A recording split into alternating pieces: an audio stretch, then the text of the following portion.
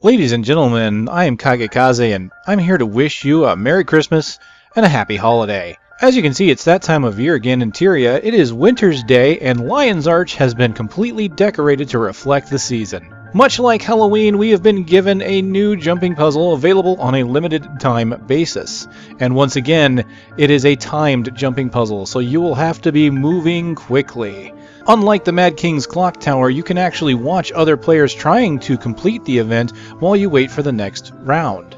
Now, before I get into the specifics of the puzzle, I want to give you guys some general hints that seem to help me.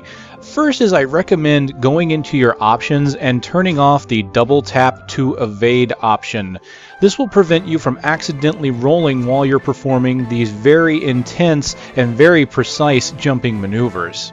The second is that you want to get used to moving your camera with the mouse. If you haven't played third-person or first-person games, this might be a bit more difficult for you.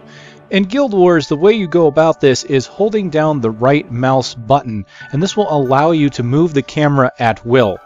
This will also point your character in the direction that the camera is facing.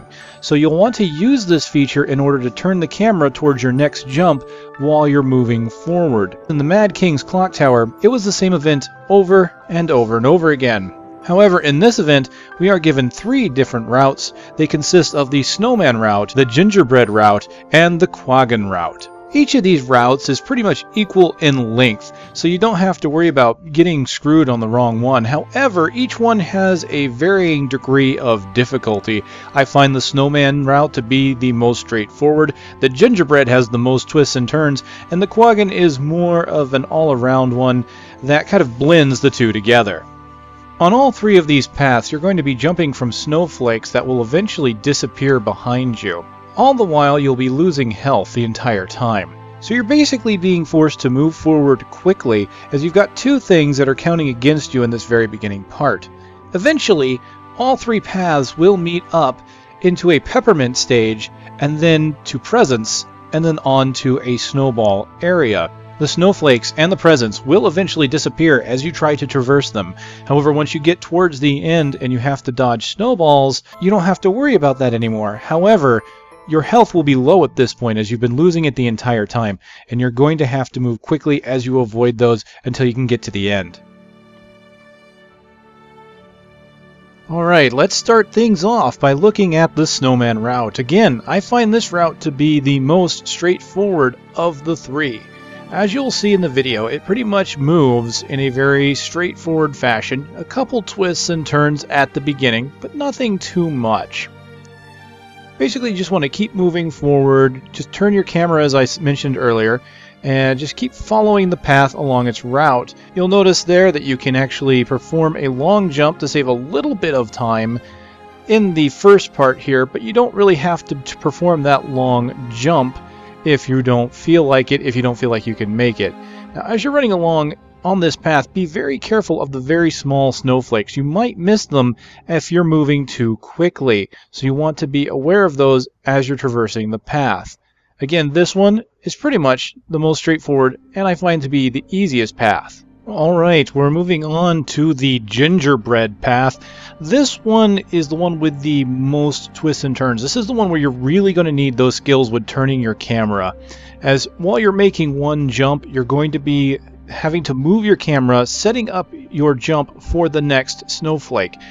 When you get to these thin candy canes, you have to make sure that you do very minor movements as you're jumping. I pretty much suggest moving and just tapping forward a little bit, and you should be able to make the 2 jumps there. Continuing on, the snowflakes will continue to turn, and you get to this part that goes back and forth. You cannot skip these snowflakes that I'm aware of, so you want to make sure you're going left to right, left to right. That's what makes this part the most difficult for a lot of people. But once you get off the snowflakes, you only have a very few peppermints to go through, and you're already on to the present stage. Alright, the final path is the Quaggan path. And this one is somewhere in between the other 2, and no less difficult, mind you.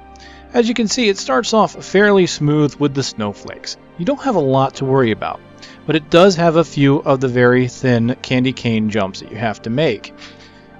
It will continue straight forward, but eventually you'll get to a part where it's going to go back and forth, much like the gingerbread route, but it's straighter than the gingerbread route, so it's a little easier to traverse and easier to see the jumps and to make small corrections. You don't have to make any large changes in your jumps.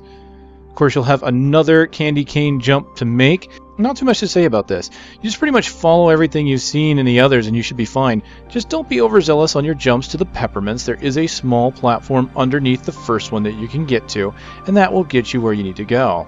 And then you're back to the present stage. Now, all three paths are going to eventually converge on a giant peppermint. At this point, you need to jump onto the presents in front of you. I recommend going to the far left. These boxes will start disappearing underneath you, and that route seems to be the one that disappears the slowest. Once you get through them, beware of the gust of wind that the snowman will put out, as it will knock you off. Bypass that, jump over the mints, and you're now in the snowball location. Basically, you want to go into the side every time you get a chance to avoid snowballs. Avoid the red circles on the ground, as they will slow you down and prevent you from getting to the next spot. As you can see here, it's just a matter of getting onto each peppermint that's off to the side and then jumping behind the snowball as it rolls past. This isn't too hard, honestly. Basically, you want to make sure you don't go too quickly.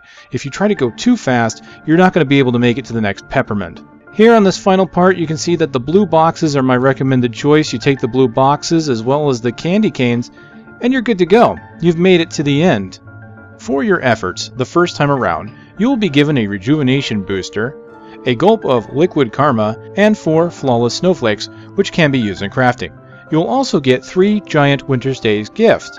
If you complete this event more than once, you will continue to get 3 giant Winter's Day gifts. These gifts can contain random objects, but for the most part they usually contain old sweaters, which are used for currency in this event, which you can use to buy skins for your weapons. Well, hopefully you've found this useful and this has helped you in some way while traversing through the puzzle, or if you've decided not to do the puzzle, maybe you've enjoyed just seeing what it's like to watch the rest of us suffer. Yes, this was not an easy one, although I did find this easier than the Mad King's Clock Tower. Ladies and gentlemen, again, I'm KageKaze. I want to wish you all happy holidays. I'll see you next time.